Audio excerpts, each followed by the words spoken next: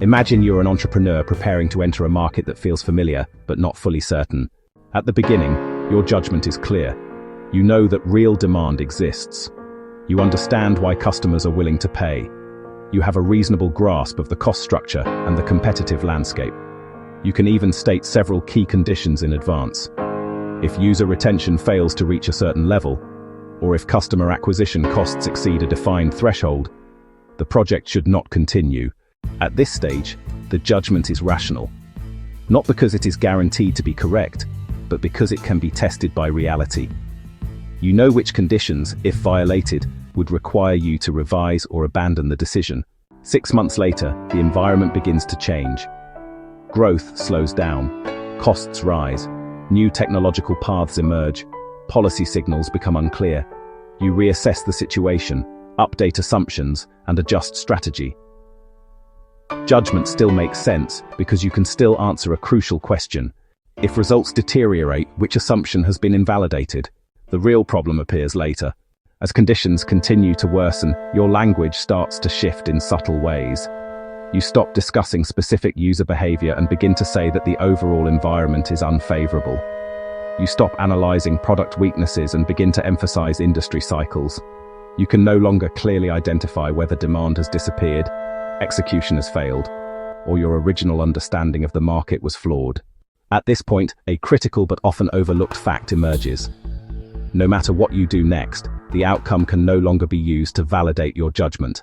If you persist and fail, the failure can be attributed to external conditions. If you exit and miss potential upside, the loss can be explained as bad timing or bad luck. In other words, reality has lost its corrective function. At this moment, you can still continue analyzing, judging, and constructing explanations for your choices. But logically, these judgments are no longer rational acts. They are psychological defenses. Judgment matters not because it creates a sense of action, but because it can be checked by reality. Once you can no longer distinguish between being wrong and facing an inherently unpredictable world, judgment ceases to be a cognitive tool and becomes a form of self-reassurance. What rationality requires here is not a more complex model or a more elaborate narrative, but a pause.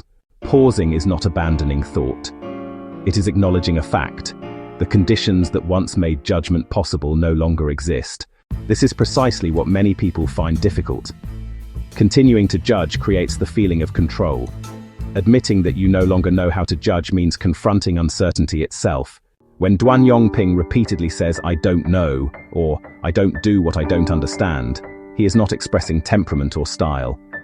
He is practicing a strict discipline of judgment.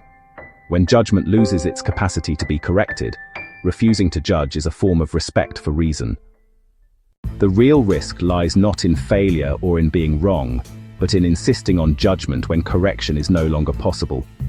Because at that point, understanding is no longer tested by reality, but sustained by language. If this case can be reduced to a single conclusion worth taking away, it is this: judgment is rational only when it can be proven wrong. When judgment can no longer be proven wrong, continuing to judge becomes the mistake itself.